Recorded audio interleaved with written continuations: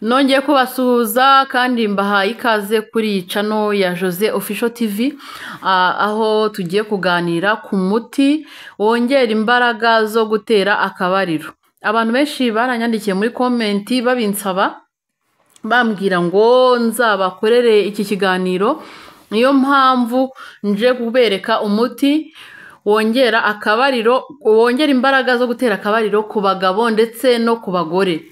Uyu muti rero ni umuti ukora iwawe mu rugo, ukawunywa mu gitondo na nimugoroba, igihe cyose washakira unywa nk'icyayi, byose bikagenda neza, ibyananiranye bigakemuka.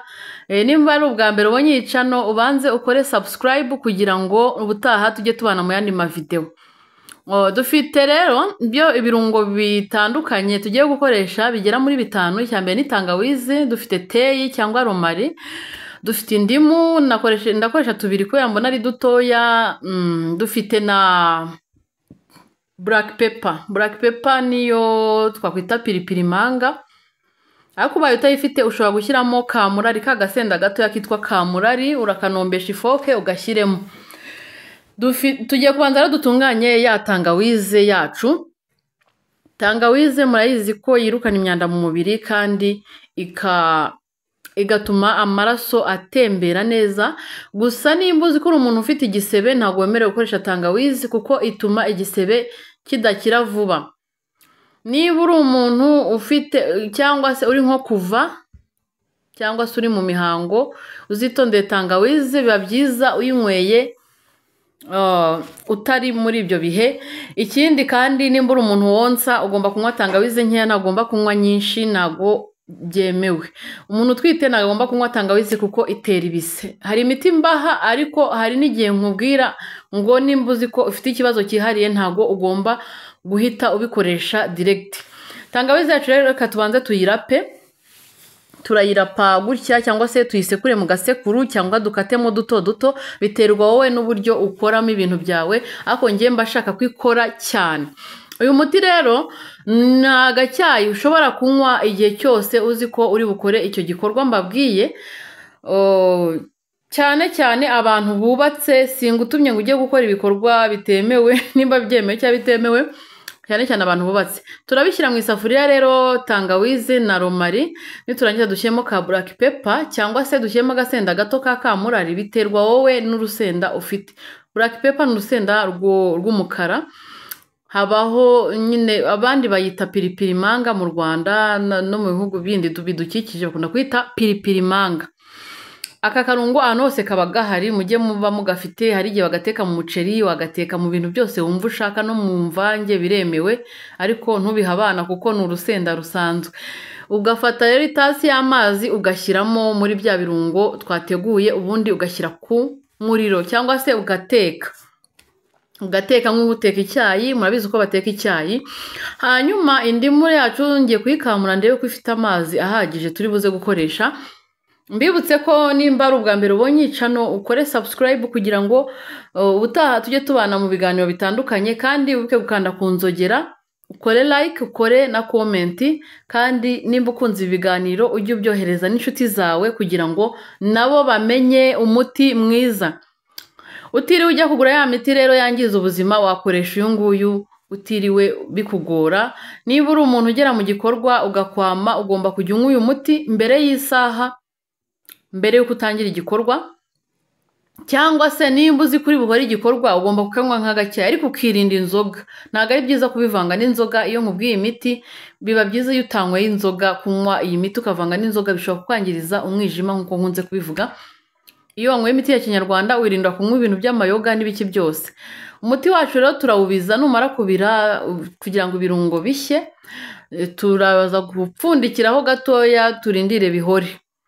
Ngewe ndawuteka, namara kuwuteka nkawutogosa nkarindira ugahora. Unywa ari akazuyazi, ntabwo ubinywa byaka umuriro, kandi unywa uwuyunguruye, ntabwo unywa utawuyunguruye. Dore rero ukuntu wabaye ushya umeze gutya. Hanyuma gutya wahoze, urabona ko n'isafuriya ndi kuyiteruza intoki, bivuze ko umuti wahoze. Noneho iyo wahoze rero uhita uwusuka mu itasi cyangwa mu kirahure, ariko ntuhore cyane. Mbibutse ko iyo ushaka kunywa nk'icyayi ukavuga ati nkoze ibikombe 2 kimwe ndakinywa mu gitondo ikindi nimugoroba urongera ukawushyushya, biba byiza iyo unyweye ishyushye kandi ukawunywa uzi ko ufite gahunda yo gukora igikorwa, kuko ntago ari byiza ibintu mba mbabwiye mba mbizi, ntago ari byiza gukoresha uyu muti uzi ko bitari bukunde. Uzawukoreshe uzi ko biri bukunde kandi uzitondere kunywa inzoga wawunyweye, biba byiza wawunyweye wonyine ukituriza ugategereza igikorwa. Uyu muti ushobora kunyobwa n'abagore n'abagabo, abakobwa, abasore n'inkumi. Nimba uzi ko ufite gahunda urawunywa, nta kabuza gahunda iraza kugenda neza. Muzambwire muri komenti ukuntu bimeze, hanyuma muze kwibuka gukora like nimba iyi video ibashimishije. Nimba hari ikikunguye ubimbwire muri komenti, cyangwa se niba usanzwe uwuzi nabwo ubimbwire. Nimba warawukoresheje, nkeneye abatangabuhamya batari ibintu bya pirate. Ngewe ibintu mba mbabwira ni ibintu mbafitiye gihamya, mba nzi ko bikora, sibyo? Mwibuke gukora like na comment, hanyuma mukande ku nzogera. Munsi aho ngaho hari ahantu handitse Jose Official TV, muze kwinjiramo mujye mu mavideo yandi twagiye dukora. Muraza gusanga amavideo menshi atandukanye nagiye nkora, yavuga ku bijyanye no guteka, ku bimera, ku bihingwa bitandukanye. Ibyo byose tugomba kubivugaho kuko ibimera murabizi ko Imana yabiremye kugira ngo bitugirire akamaro, kugira ngo bidutere ubuzima bwiza. Ibintu byose bidufitiye akamaro.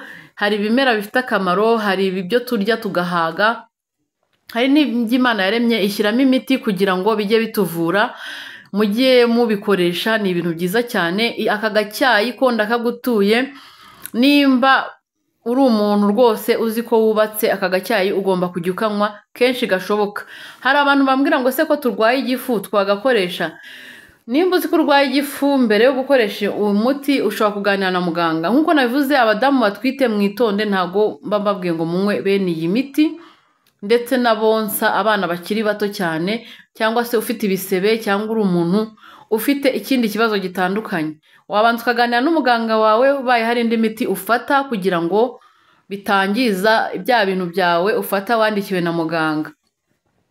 Ni ukuvuga ngo uyu muti rero ushyiramo ubuki n'indimu. Ubuki ni bwiza cyane, teyi, romari nayo ni nziza, ituma amaraso atembera, tangawizi ni nziza.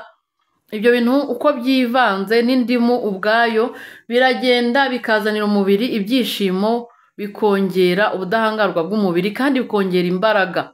Mujye mubikoresha rero, ariko mubikoreshe nk'uko nababwiye. Ngaho rero nimurebe amavideo yose nagiye nkora aho munsi, kandi muze gukanda ku nzogera kugira ngo igihe cyose nzajya mpita nkora video bajye babaha message bababwire ko wakanze nakoze video. Murakoze rero, mugire ibihe byiza. Umuti ni uyu nguyu, muzawukoreshe kandi mumbwire muri komenti video mwifuza ko mbakorera. Mu zindi video z'ubutaha mumbwire ibyo mwifuza ko mbakoreraho n'ibyo mwifuza ko mbaganiriza. Murakoze cyane, naho ubutaha. Ciao ciao.